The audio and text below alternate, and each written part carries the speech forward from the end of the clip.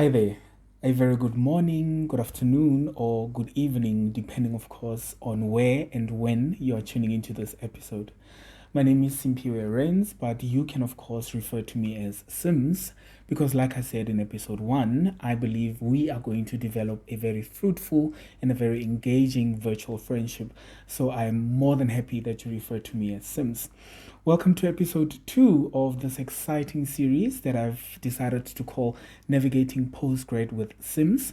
Thank you so much to everybody that tuned in to episode 1. If you'd still like to stream that, I will link the episode in the description box below so that you have an idea of what the channel is about and why I decided to start this channel.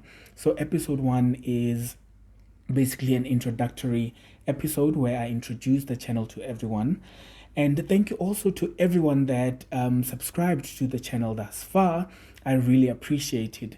And all the people that have viewed the episode. Thank you to those that have shared the episode with their circles. I truly, truly appreciate it.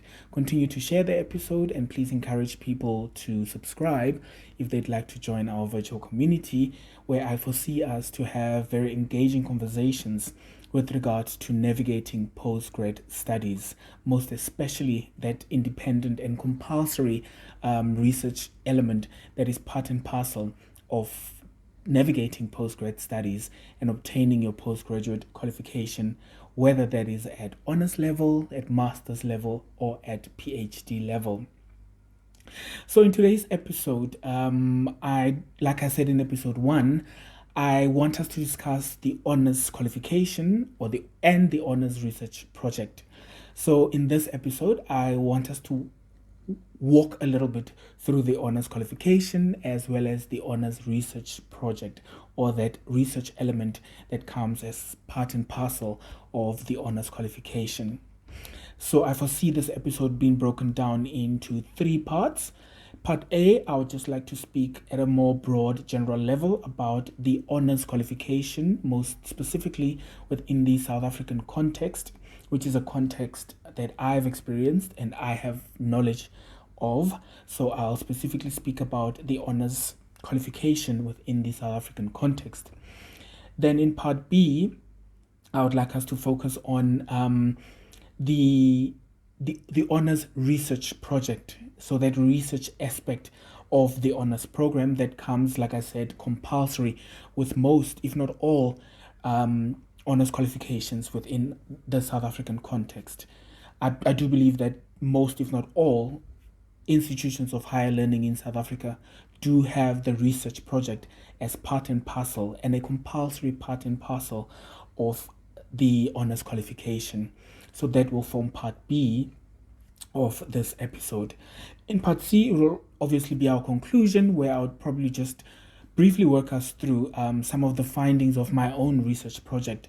And this episode generally also would focus around my own honors research project, because that's the project that I did, and I think it's a project that will help me explain certain concepts and certain ideas to you as current humanities and social science postgraduate candidates who are also now faced with that research aspect that comes with doing your postgraduate studies. Generally, the honors qualification here in South Africa is usually a 1-year-long full-time program, but can of course also be taken as a 2-year-long part-time program. And there have also been instances there where people have completed their honors qualification over a 3-year-long period on a part-time basis. This oftentimes happens when a candidate struggles a little bit with that research portion, that compulsory research portion. So instead of taking just 1 extra year to finish off the research, the person would be forced or find themselves in a situation where they'd have to take 2 years to complete the research portion, because it is compulsory and you cannot obtain the qualification without completing that research aspect of the honors qualification. The honors qualification is pitched at a national qualification framework, or an NQF level 8. This is basically 2 levels from the highest level, which is the PhD, that is pitched or that sits at NQF level 10. So your honors qualification is pitched at NQF level 8, which, like I said, is just 2 steps away from the PhD that is an NQF level 10, which is the highest qualification you can obtain. Honors programs can typically be quite demanding and rigorous when compared to the programs that we get at undergraduate level. And typically, we'd find that an honors program or an honors qualification is comprised of an element of coursework and an element of research, that compulsory research, like I said. The coursework portion has usually been developed or structured in such a way that usually it will count for 50% of the overall mark that a candidate would get towards their honors qualification, and then the research portion would also account for 50% of the overall mark that the candidate would obtain at the end of the program. What typically happens in South Africa is that at honors level, you'd find that a candidate will have to complete about 4 to 5 coursework, courses or modules, and then have the additional research portion as well, which would typically make for 5 or 6 courses or modules in total for someone to be able to complete and obtain their honors qualification. In my personal experience, I completed about 4 coursework modules, and then the research portion was also an extra module or an additional module, to make it a total of 5 modules that I had to complete if I wanted to obtain my honors qualification. The first one that I did was a module called African Media Systems. This was basically a module that critically explored the systems, structures, institutions, and roles of the media within specifically the African context. It was quite an exciting module, and I remember one enticing question that our lecturer asked us quite early on in the program, and that question was, do we have African media, or do we merely have media in Africa? This was quite a striking question for me, and it was, like I said, enticing. And I think it's one of the questions that I never forgot. It was always one of those questions that would sit at the back of my mind. Even as I progressed through my postgraduate studies at master's level and at PhD level, I suppose it was always one of those questions that would sit at the back of my mind because it was such a striking query. And I think I want to also put that question to you. Do you think we have African media, or do we merely have media in Africa? I'd love for us to discuss that a bit in the comments section. So just let me know in response to this question, what are your thoughts? What do you think? And why do you think that? In our next episode, I'll start off with some responses to your answers to that question, because I think it's a striking question, and I think it's a very interesting question especially for us as Africans, within our different contexts on the continent. Do we think that we have African media, something that we can call African media, or do we merely have media in Africa? So do let me know within the comment section. Then the second course, or the second module that I did, was a module called Critical Media Analysis. This was basically a course that was concerned with, or it aimed at helping us to develop a critical and an analytical awareness and ability to interrogate society, of course, through the lens of media studies and cultural studies.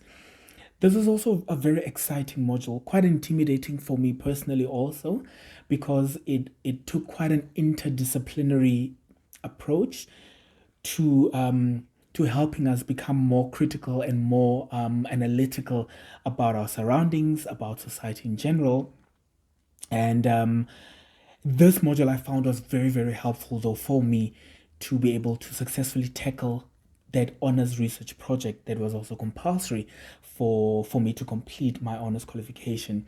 So I found that critical media analysis was a module that was really, really helpful for me to be able to conceptualize, think about, and come up with my own research topic at honors level at that time, because the module also beautifully touched on research methods, research theory, and just ideas around how to approach research on a methodological level and on a theoretical front, in terms of the kinds of literature one would have to approach to be able to successfully navigate and complete a research project.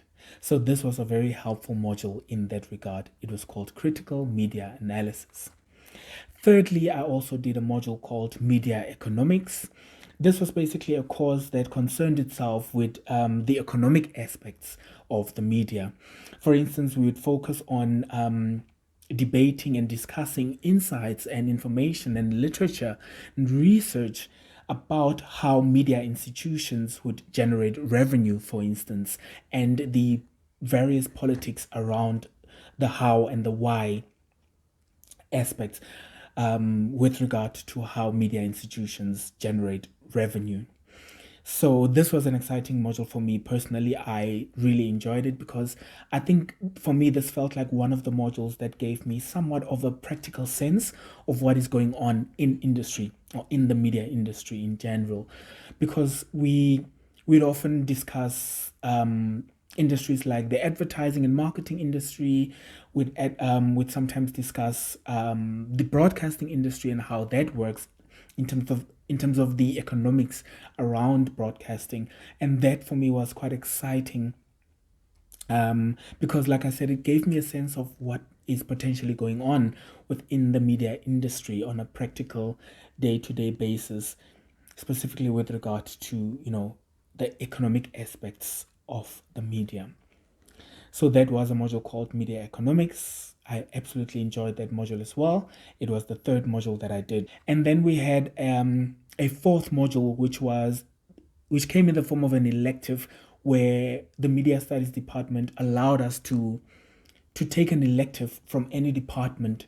Well, there were a few departmental options where we could choose any module from to take as our fourth module, which was, like I said, an elective. So I personally picked up a module from the Department of African Languages. The module was called Sociology of News Production or Sociology of Media Production in African Languages. This was a course that paid close attention to the various factors influencing the production and the dissemination of a variety of media messages, media content, and media texts. Specifically, media texts, messages, and content that were produced and disseminated with the use of African languages. And we looked at how these would flow, how these media messages would flow, how they were produced, so how they basically moved nationally and transnationally. So with that, I just wanted to give you a sense of that one compulsory aspect that comes with having to complete an honors qualification, which is the coursework element of the honors program. So I briefly walked you through the 4 modules that I personally did about a decade ago when I was completing my honors qualification at Wits University. So those were just an example of the kinds of modules or courses that one can expect as a Humanities and Social Sciences postgraduate candidate at honors level. But my examples were specifically media studies related, and of course specifically Wits University related, because that's where I had completed my program. But that just gives you a general sense of the kinds of modules one would perhaps come across as an honors candidate. It will most definitely differ for other humanities and social science honors candidates that are perhaps in the Department of Anthropology, for instance, or if you're in the Department of Sociology or Psychology, you'd have different modules making up the coursework element of your honors qualification. But they would generally also be range between 4 and 5 modules in total, with, of course, the compulsory research project that I want to discuss in this second part of the episode. So now that we've discussed the coursework element of the honors qualification, I would like for us to move on to another important element of the honors qualification, which is the compulsory research project. Like I said in episode 1, this is a part of the honors qualification that one cannot escape. You have to do that. So as a postgraduate candidate, you should ready yourself to do research, because in most, if not all, institutions of higher learning at postgraduate level, there will be a compulsory research project that a candidate has to complete to be able to obtain their honors qualification. So when I registered for my honors, like I said, about a decade ago, exactly a decade ago, actually, this year, because I registered in 2013 for my honors qualification. So at the time when I registered for my honors qualification, the compulsory research project was expected to be a 10 to 12,000 words research paper, or like we called it back then, a 10 to 12,000 words research long essay that each and every honors candidate that was registered for the program had to do and had to complete. This had to be done on an individual basis and basically independently completed by each candidate, with, of course, the assistance of their supervisor, because we were each assigned different supervisors to help us through the honors program and to specifically help us conceptualize and think about and pitch eventually an honors research topic that we would like to explore at that level. So like I said, this was a fairly short, well, at the time I didn't think it was short, because it was supposed to be between 10 and 12,000 words, which now in retrospect I can say it's a pretty short research project that we had to do back then. And we each had to independently conceptualize and think about and then pitch a topic that we would like to explore for those months that were assigned for the research project, which typically was about 8 months of the year, because we more vigorously started doing our research at around April of that year. So between April and November of that year was the time that we did our honors research on a more vigorous level beyond just a conceptual level. So, in today's episode, I want us to particularly focus on the honors research project, and I specifically want to use my own research project as somewhat of an example or a case study on how one may potentially approach research at the level of honors. It's an example that I have here, so I think it will make for a good case study, because then I can walk us through how I approached the research at a theory level and at the level of methodology, with, of course, the help of my supervisor. So my honors research project was a fairly short project, like I introduced it to you guys in the first episode. It was a fairly short project. Mine hardly comes to 50 pages. I think it's about 48 pages in total. That's including references as well. So it's a fairly short project because, like I said, it is expected to be between 10,000 and 12,000 words. So it will hardly be more than 60 pages, generally speaking. Although I have seen longer honors research projects, and that I think it's a discussion for another day. Generally, nothing wrong with that, but yeah, we can discuss that on another day. But the word count generally is expected to be between 10,000 and 12,000 words, which would basically get you to about, I think, 60 or so pages in totality for the research project at honors level.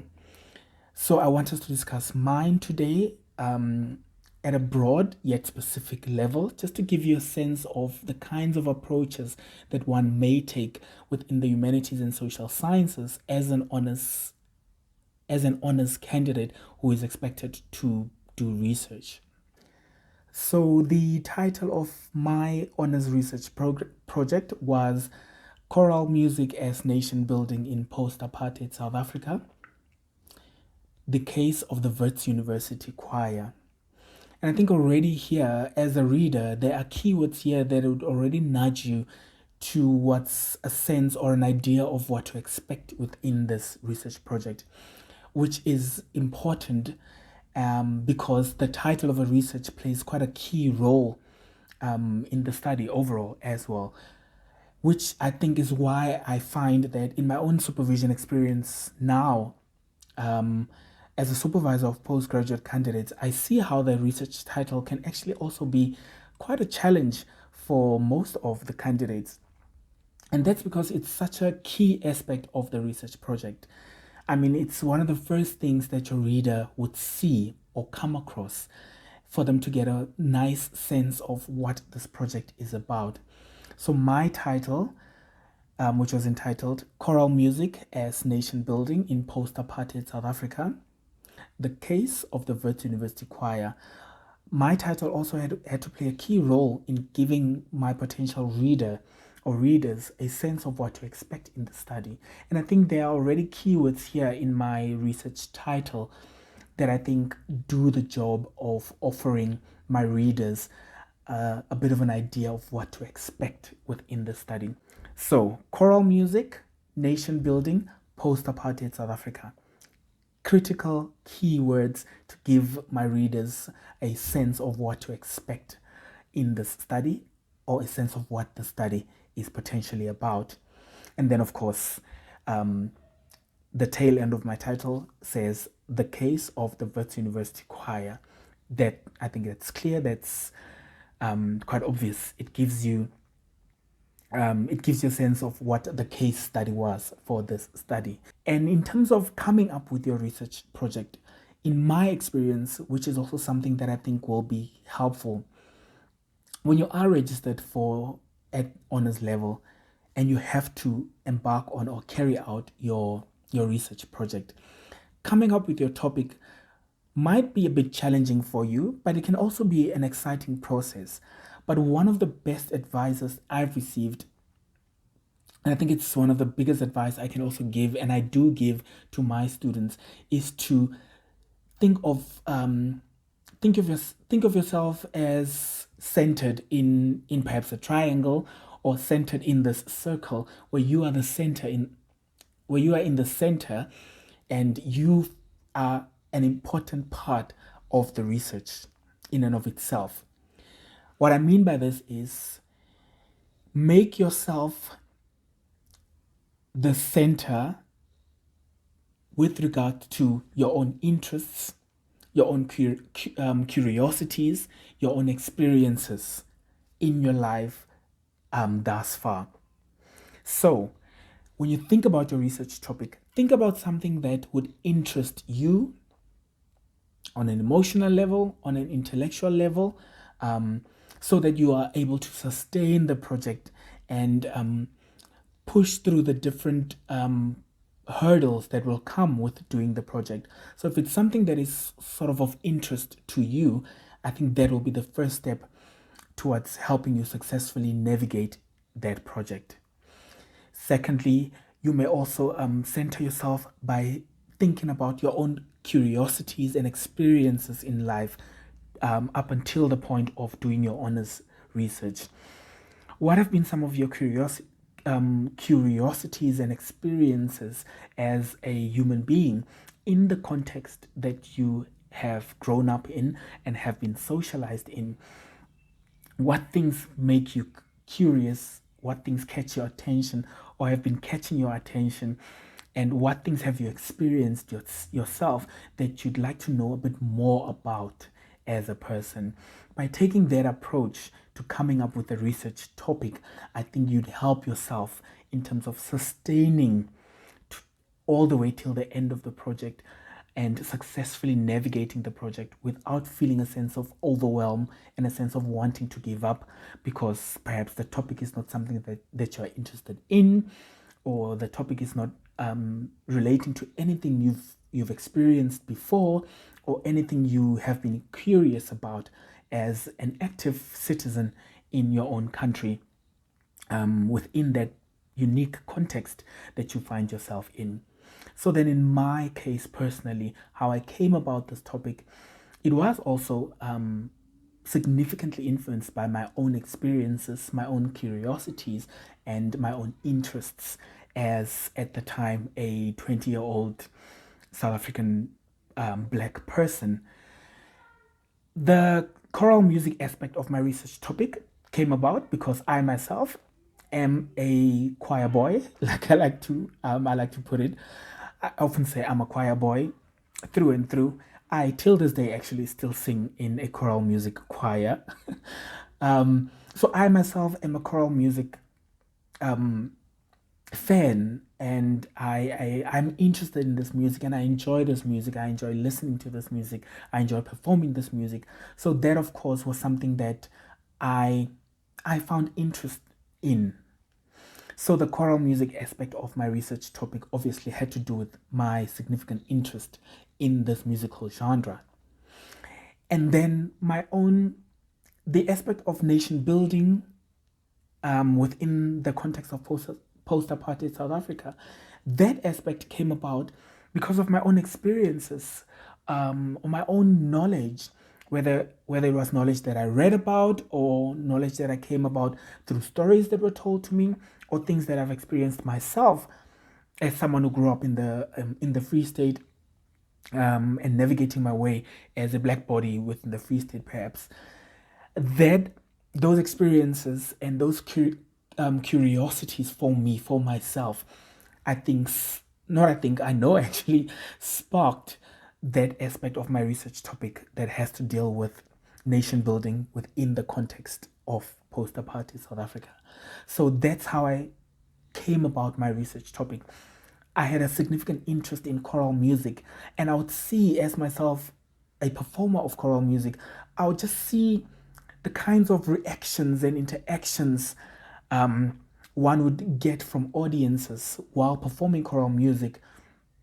I've become particularly curious of the types of behaviors or responses or reactions one would get in spaces where choral music was performed, and that for me was always a point of interest in terms of what is it about this music that just gives the sense of unity, just gives a particular reaction or gets a particular reaction out of audiences. And I think that was a major thing and a major observation that inspired also my honors research project. So as an honors candidate currently, it is important that you center yourself when you have to conceptualize your research topic. Make sure you center yourself, your own interests, your own curiosities and experiences up until this point in your life. That, like I said, will help you come up with a topic that you can be interested in throughout the process of having to carry out this research. And then it will help you sustain, and it will help you not feel too much of a sense of overwhelm when you are met with the many hurdles that you will be met with as you navigate your honors project. So now I want to move to another key aspect of research at all levels, whether it's at honors level, master's or PhD level, and that is the aims of the study. So I will use, like I said, I'll use my own honors research project to just give you a sense of what the aims of my study was, now that I've discussed the research topic with you based on what the title of the project is. So I'm going to read here verbatim. I'm just going to read what I wrote as the aims of this research project. So when I embarked on the study, I had aimed with this study, and I quote, my aim was that this paper will examine the use of choral music within post-apartheid South Africa as a tool for fostering a sense of national unity in the country, as well as granting an atmosphere for the promotion of a national identity to potentially be adopted by South African citizens, irrespective of class, race, and other socio-historical factors that were previously posing as major precincts during the apartheid regime. As a case in point, the Wits Choir, a choral music choir, has been approached as a social space and used as an empirical case study for the purposes of this research. So that then became the central aim of my honors research project, just as I read it there. I wanted to examine the use of choral music, specifically the genre of choral music, in post-apartheid South Africa as a potential tool for fostering a sense of national unity in the country. And this was particularly because we do know where we come from as a country with regard to apartheid. So I wanted to know, could choral music perhaps be used as, a successful conduit, or one of the successful conduits through which we could foster a sense of national unity as South Africans in the post-apartheid context, given our tumultuous past with the apartheid government or the apartheid system. So that, I think, was a key part of the aim of this study. And I also wanted to explore perhaps whether this musical genre or arts and cultural form that is particularly effective because it's a musical form.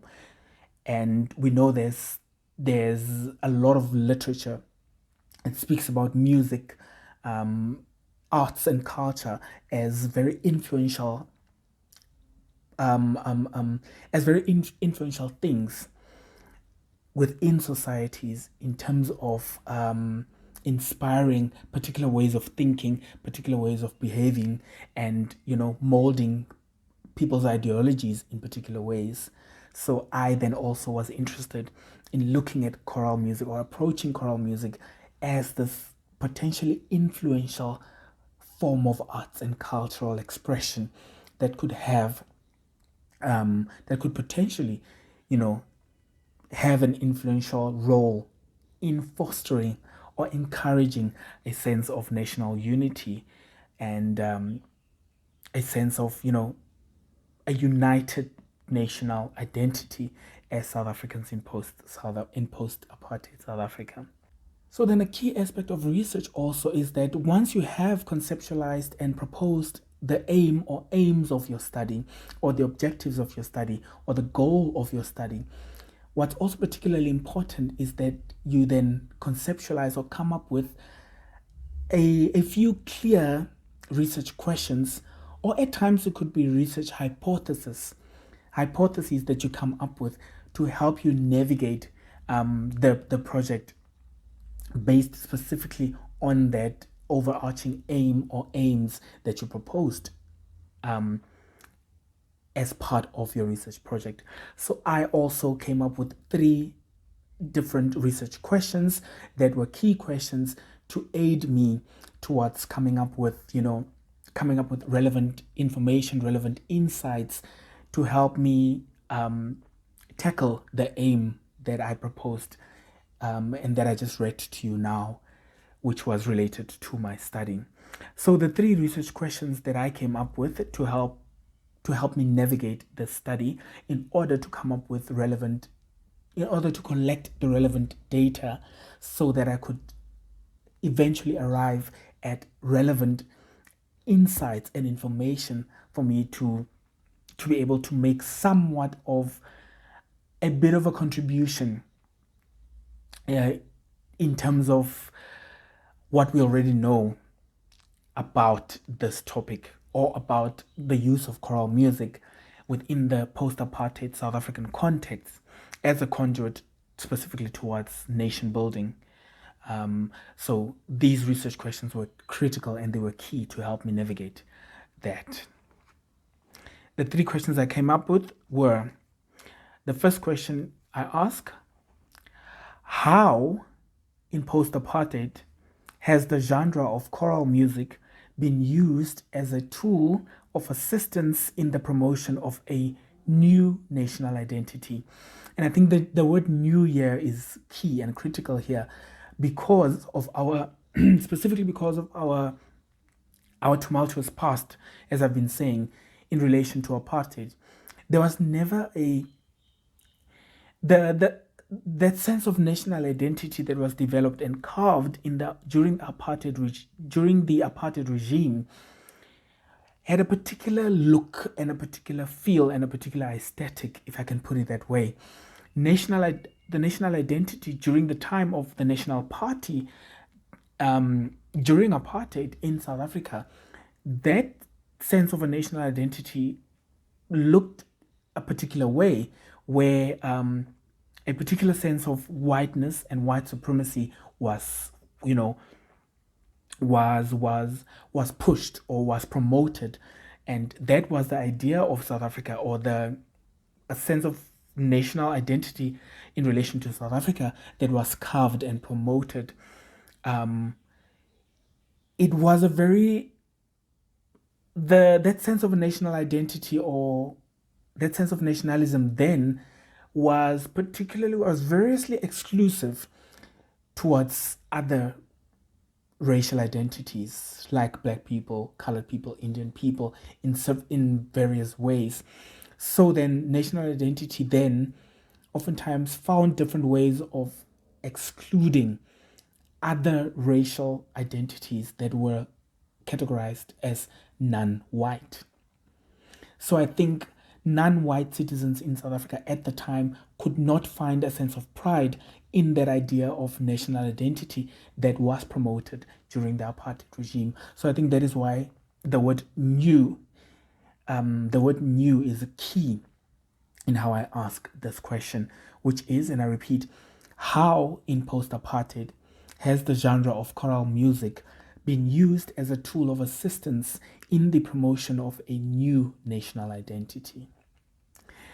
The second question that I ask is, has the Wits Choir incorporated notions and ideas of nation building in its mission statements or its self-representation patterns?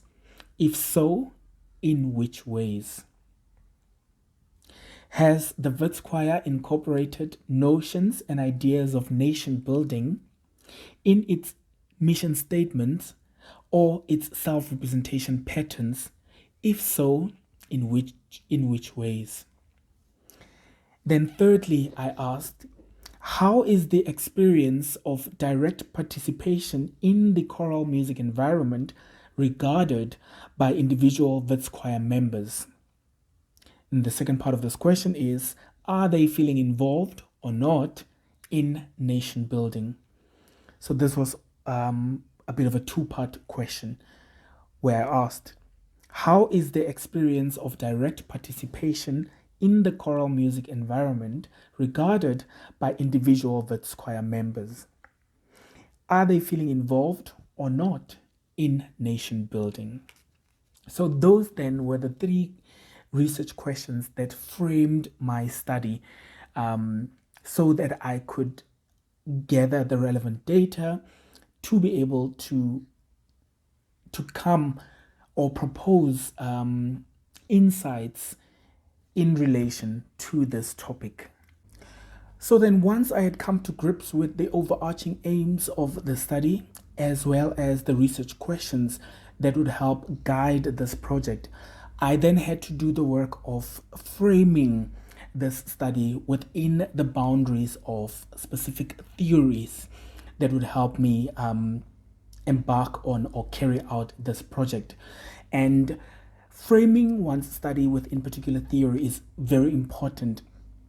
Like I said earlier on, our studies are generally faced with particular limitations, and in the case of the honors research project, your study is limited in terms of length and word count, so you don't have the free reign or the room to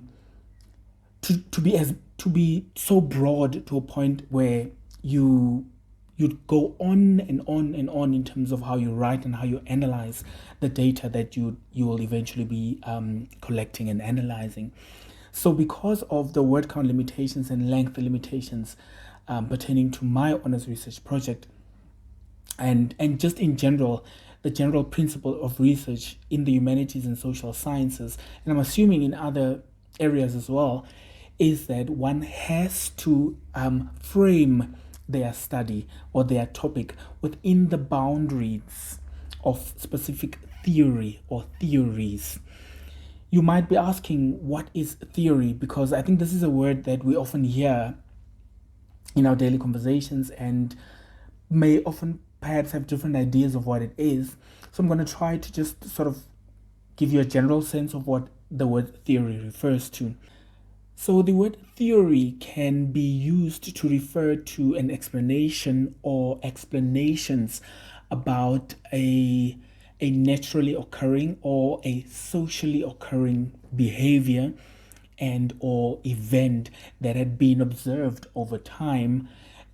These explanations are proposed to make sense of the said naturally occurring or socially occurring behavior or event. So a theory in simple terms is an explanation or a proposed explanations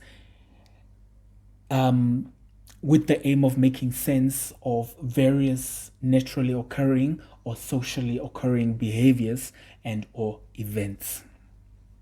So then the theories that framed my research project were the following three theories or three broad ideas within which I could then ring fence or frame my study specifically at honors level at the time. The first idea or the first theory was the theory of banal nationalism. So the idea of banal nationalism is an idea, or it's a theory that was proposed by scholars that were interested in how citizens across their different nations would engage in behaviors that signaled a sense of national pride or a sense of national identity in their everyday day-to-day life. So these citizens would do this in very banal, everyday type of casual ways. So then we'd find, for example, citizens would show a sense of national pride and a sense of national identity through perhaps a very banal thing like pasting a sticker of their flag, of their national flag on their car. Or perhaps a person just casually hanging their country's flag by the porch at the front yard in just a very casual, banal way. And those are things that would signal a sense of national pride, a sense of national identity, but they're done in such banal, everyday life ways where they seem very subconscious, very natural in ways that signal a sense of no effort is done actually here. This just happens sort of naturally, very everyday life, very casually so. But this is still nationalism in many ways, but it's just done through very banal, everyday life, casual ways. So that was one of the theories that I used to frame my study, in which I wanted to explore how choral music could be used or is perhaps used by the Wits Choir as my case study as a conduit for potential nation building in post-apartheid South Africa. So the theory of banal nationalism was one of the theories that framed my study or my approach into this study. I suppose then in ways I thought that the Wits Choir then, in just existing as a choir, as a choral music choir, in just existing, could they potentially be engaging in very banal ways of signaling a sense of national pride and a unified sense of a national identity, I suppose, as well. So this theory would then become helpful in helping me navigate that in helping me navigate that idea or this thought that I just proposed now, whether or not the Wits Choir could perhaps, just in their mere existence as a choral music performing choir, could they, in the ways that they sing, in the ways that they dress, in the ways that they do their stage setup, for instance, could they engage in very banal behaviors of nationalism or signaling national identity and national pride, that's the way in which this theory then became helpful for me. Another theory or broad idea that framed my study was theories of nationalism, national identity, and nation building. These are, broadly speaking, this would then be research that was previously done that spoke about the idea of nationalism, the idea of national identity, and the idea of nation building. So then I wanted to use the insights from studies of that nature. I wanted to use those insights to help frame my particular study that was also interested broadly in the idea of nation building and the idea of nationalism and the idea of national identity. So I then relied on theories of nationalism, national identity, and nation building to help frame my own honors research project. Then thirdly, I also focused on the idea or the concept of the rainbow nation. So that metaphor of the rainbow nation in South Africa has a particularly striking place within our context. It has a very deep meaning that in and of itself has been researched and explored and written about by various scholars. And I wanted to use some of those insights surrounding this metaphor of the rainbow nation, specifically within the South African context, to also help frame my study at the time, so that I could explore how choral music is potentially used by the Wits University Choir as a conduit for potential nation building in post-apartheid South Africa. So the idea of the Rainbow Nation then became a key idea because the Rainbow Nation metaphor had a lot to do with integration and the coming together of different South African citizens of a variety of races, genders, religious beliefs, sexual orientations, and so forth, coming together to form one national identity, a post-apartheid South African national identity. So the Rainbow Nation metaphor also became key and critical to my own study at the time. Those then made up the three broad ideas or broad theoretical ideas or theories that I used to frame the progression of my own study that I embarked on at that time for me to be able to get my honors qualification. And I suppose from that explanation, you are able to see the importance of theory in research. So in embarking on your own honors research, bear this in mind, that your honors research project, or any research project, in fact, even at master's level or at PhD level, you will be expected to frame your research within the boundaries of particular theories or specific theories or ideas. This is also critical to help you safeguard your project from being all over the place, conceptually speaking, so that you don't go all over the place and then you have a focused study that only develops within the boundaries of particular theories that help you focus the kinds of insights that you'll be proposing at the end of your project, when you do your analysis and you do present your findings for your readers or to your readers. So theory is really, really critical and very crucial for any research project. So as a current honors candidate, wherever you are, do bear in mind you'll have to frame your study or your research topic within the boundaries of specific theories. It could be 1, 2, or 3 theories that you use to frame your study, and that will help you keep it focused as you carry it out. So theory is very, very important in research. So upon having finalized my research topic, the research aims, the research questions, and then the theory that would become the framework of my research, I then got to a point where I could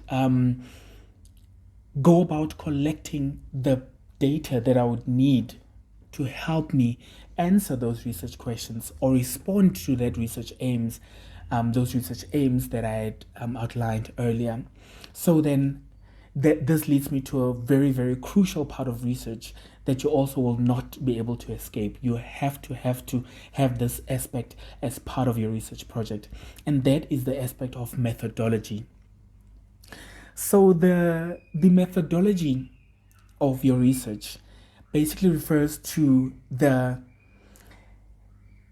techniques and the approach that you take as a researcher to collect the relevant data for you to analyze later on in order to make sense of the phenomenon that you are researching or that you are exploring, or for you to be able to respond to the research questions or the research hypotheses or the research aims that you might have proposed early on in the study.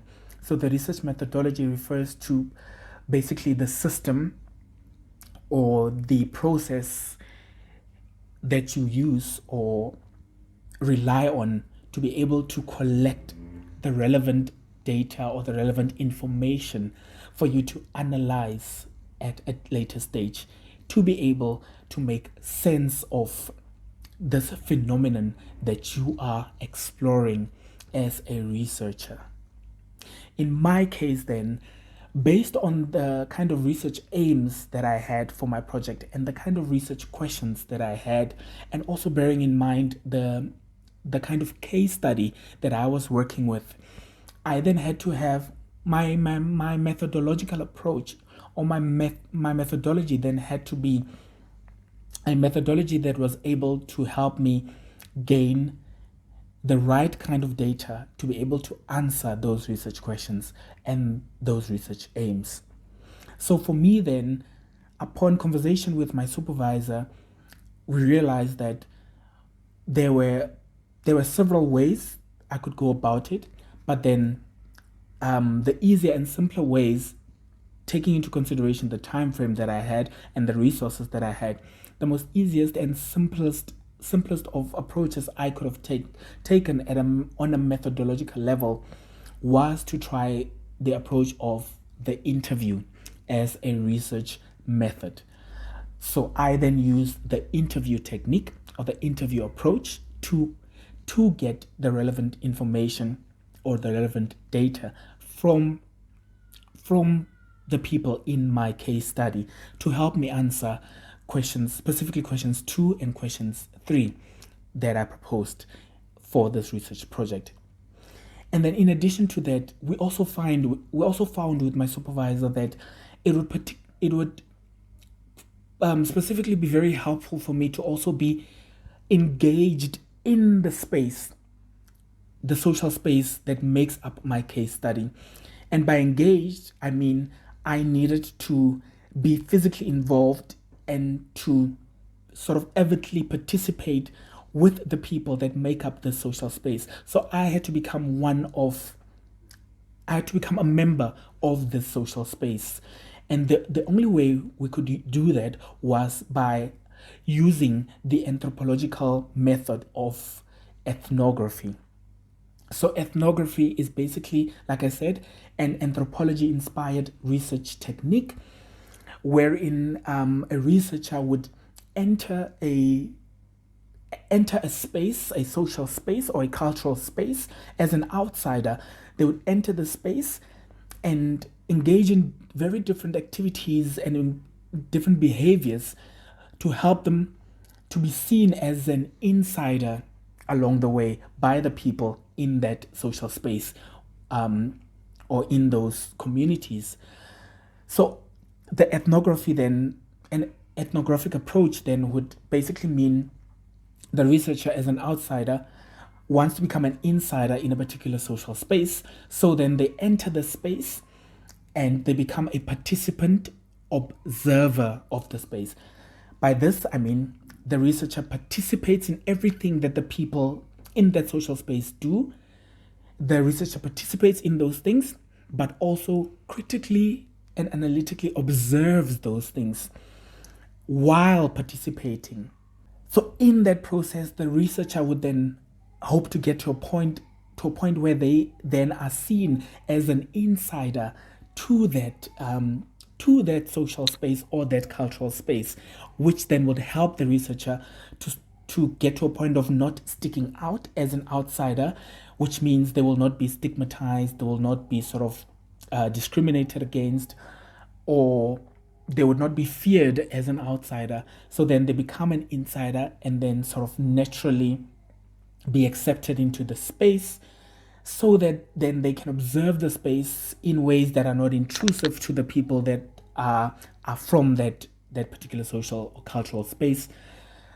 And then that means then their observations could be done, like I said, in non-intrusive ways, for them to still be able to collect the relevant information and the relevant data to be analyzed later on, for the researcher to be able to respond to the research aims or the research questions or the research objectives or hypotheses that they would have proposed. So in my case, I similarly went about the technique of ethnography, this anthropological technique of anthropology, where I then negotiated access into the Wits Choir as a social space. And in my case, this wasn't much of a difficult task, because I mentioned this in episode 1. I already was a member of the Wits Choir between the years of 2010 and 2012.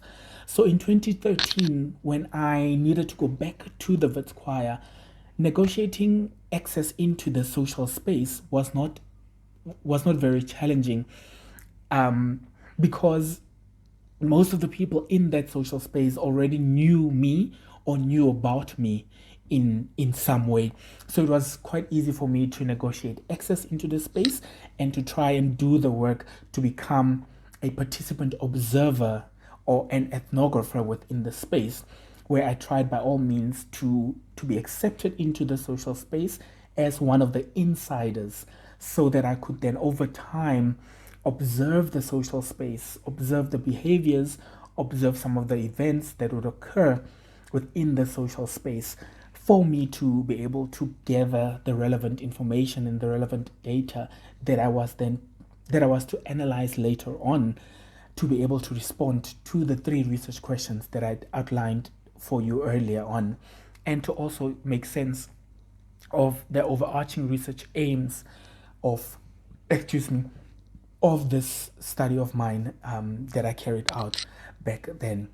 So in terms of methodology, I relied on the research methods or the research techniques of the interview and the research technique of ethnography, which, like I said, is an anthropology-inspired research technique or research process or data collection process that is very, very helpful if a researcher wants to explore a social or a cultural space without sticking out as an outsider, but becoming an insider and in the space, so that everyone in the space then begin to behave as naturally as possible in the presence of the researcher, so that the researcher could observe the space very unobtrusively, so in order to gain information or gather the relevant information or data for them to, like I said, analyze and then later on propose findings or recommendations or suggestions to make sense of the particular phenomenon that they are studying. In terms of the interview method, interviews, I think, are a popular method. This is a conversational method that happens between researcher and research participant. So I also relied on the interview method. Towards the tail end of my ethnography process, I then interviewed a couple of members of the Wits Choir. So a few insiders of the Wits Choir as a social space or as a community, I then interviewed towards the end of my ethnography process. I interviewed them to gain further and more deeper information to help me answer particularly questions 2 and question 3. Question 2 and question 3 of my research project. So those became 2 effective and relevant methodological approaches for me to use, or methods for me to rely on, in order to gain the right information or the right data for me to be able to propose particular findings in relation to the research questions and the research aims with regard to my honors research project. So through successfully finalizing the research aims, the research questions, the theoretical framework, which means the theories that would ring fence or frame the boundaries within which my study would develop, and by also having successfully finalized the research methodology or the methods that I would rely on to gather the data, I could then get to a point of collecting the relevant data and then making sense of it by analyzing that data. And my analysis for my honors research project, the analytical method that I use, or the method of analysis that I relied on, was a thematic analysis. A thematic analysis is basically where the researcher would gather all the information, all the data that they would require for their research project. Once the information or the data has been gathered, and in my case, through the interview process, when I gathered the information through the interview process, I had to then take those interviews that I had voice recorded, by the way. So I had to take those voice records of those interviews, and then I had to transcribe them into written text, which I did. So all my interviews were then transcribed from oral form into written form. And then also my own observations from the ethnography aspect of the research, my own observations that I made within the Wits Choir as a social space or cultural space. Those observations that I made as a participant observer, I then also had to go write them down each and every time I was at the Wits Choir. I had to go home and write down all my observations by freely just expressing what I've seen, what I've observed, what I think it means, what made me curious, what didn't surprise me, what surprised me, and just basically what I thought all of this meant. So then, to analyze all this data, then I used a thematic analysis. For the interview data specifically, all those interview transcripts that I had then, I studied them closely. And not just one time, I had to study them several times over and over and over again, study those transcripts as written texts to try and make sense of what are the dominant ideas that seem to come out here? What are the dominant themes that seem to come out here in relation, of course, to my overarching aim of my study, which has to do with the use of choral music as a potential conduit towards nation building in post-apartheid South Africa. So I had to try and observe what dominant themes or ideas are coming out from these interview transcripts in relation to then my research topic.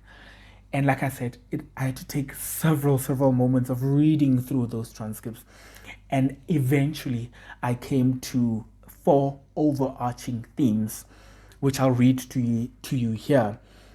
The first theme that was quite a dominant theme that came out from the conversations and the interviews that I had, and also some of the observations that I made personally as a participant observer in this space through the ethnography technique that I used. The first theme was defying musical segregation. So this then speaks to the idea of defying musical segregation, and I think through all the conversations, this was based on the idea that as the Wits Choir, as a choral music choir, the choir actively engaged in behaviors or activities that actively defied any form of musical segregation, which was something that was actually actively done within the apartheid regime, for instance, where the government of the day actively promoted the separation or the segregation of citizens, not only on the level of race, but also on the level of arts and cultural consumption, where musically, citizens of different races were not really allowed to, were not really allowed to intermix musically. So the Wits Choir then see themselves as a space where they actively defy that in the post-apartheid context. And for them, that was a point of pride for them and a very important aspect of why the choir exists in the first place. So this is one of the themes that came up from the interviews as I studied the transcripts. The choir believes that they are a social space, or they are an entity that actively defies musical segregation. So secondly, another key theme that came through from the interview data that I observed as a major theme that came out was the idea of nation building in a small way. So in many of the conversations that I had in interviews, and also in some of my observations of the choir, that sense of nation building did come through. And then I of course confirmed this in interviews with some members as well as the director of the choir, whether or not they think they are involved in nation building in any way. And what I found was that members of the Wits Choir believe that they are involved in nation building, although in a small way. But for them, that small way is significant is significant to them. So they do regard themselves as involved in nation building as a social space that actively engages in choral music and transports this music and disseminates this music nationally and internationally. So they believe that as representatives of South Africa, of post-apartheid South Africa, as a choral music ensemble, they are involved in nation building in small ways. And in the study, I touch on some of those ways that they believe they are involved in nation building. Then thirdly, the other theme that emerged was the idea of choral music as a tool to change mindsets. This was a theme that I found was quite interrelated to the theme that I just spoke about, where the Wits Choir members and the director believe that they are indeed involved in activities that promote a sense of nation building. So they also believed that choral music in and of itself was a great tool, according to them, to change mindsets. And in that context, they spoke about mindsets that might be against the idea of racial integration, musical integration, cultural integration, linguistic integration. So they felt that choral music was then an effective conduit through which to change particular mindsets with regards to ideas of segregation on a racial level, on a musical level, on a cultural level, linguistic level, as I just mentioned. So the people I spoke to during the process of doing this research in various ways touched on this theme, that they believe that choral music makes for a good conduit or a good tool to change mindsets, especially in a context such as South Africa, given our tumultuous past with apartheid and ideas about segregation, discrimination, and so forth. The last theme that came up was the idea of the Rainbow Nation metaphor being brought to life. So several of the people that I spoke to, including the choir's conductor, they sort of aligned with the idea that the Wits University Choir could be seen or could be regarded as a musical ensemble that in many ways brings together the Rainbow Nation metaphor, or brings to life or helps manifest the Rainbow Nation metaphor that was proposed by, it was Bishop Desmond Tutu actually that proposed this metaphor that South Africans are the rainbow people of God. So the Wits Choir believed that they were actually one of those social spaces or one of those musical ensembles within the context of post-apartheid South Africa that could be seen or used as an example of a case study of how to bring to life the Rainbow Nation metaphor. And this was justified based on ideas around how the choir is culturally diverse. The director spoke about how the choir is, and I also observed myself as a participant observer, how the choir is linguistically diverse, culturally diverse, like I said, racially diverse, and also diverse on other aspects like sexual orientation, religious beliefs, and so forth. And that those were some of the justifications that the people that I spoke to gave when they all variously touched on this idea that the Wits Choir can be seen or regarded as a social space or a cultural space within post-apartheid that actually can be used as an example of how the Rainbow Nation metaphor can manifest or can be brought to life. So that was the fourth theme, and I discussed it a little further in the actual research project. So I just gave you an idea now of what were those four overarching themes that came out in my analysis of the interview transcripts after I had embarked or carried out the research. So this, I believe, gives us a good idea of what kinds of research one can carry out as a Humanities and Social Sciences honors candidate, postgraduate candidate. This is but one idea, and it is specifically situated within the media and cultural studies discipline. So I do know that the people that will be watching this episode are from various disciplines within the Humanities and Social Sciences.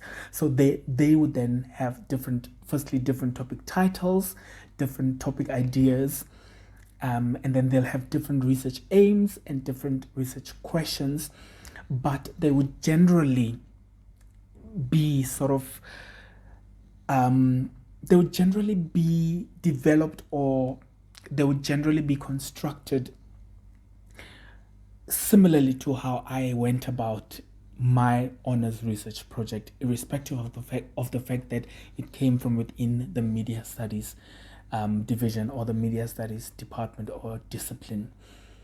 And as you could also see with my own research project, it took quite an interdisciplinary approach because, I mean, look at the method of ethnography. That's an anthropological method that I borrowed and that I used and relied upon as a media studies candidate during my honors studies. So I even used a very interdisciplinary approach to my own research project. So in many ways, I think this episode will also be helpful to Humanities and Social Science honors candidates that are not particularly situated within the media studies department. And with that, we have come to the end of episode 2. I hope there were enough insights, and I hope there was information and insights that was helpful to you as an honors research or an honors candidate who's currently doing their postgraduate studies. If you have any questions, I'm going to link information on how you can get a hold of me about your own research projects or about what I've discussed here. So for now though, let me love and leave you. I'll see you again in episode 3, where we will be discussing the master's research dissertation or the master's research report. I hope that this episode was very helpful, like I said, and I hope it was fruitful and it gave you enough insights as an honors research candidate who is currently navigating postgraduate studies.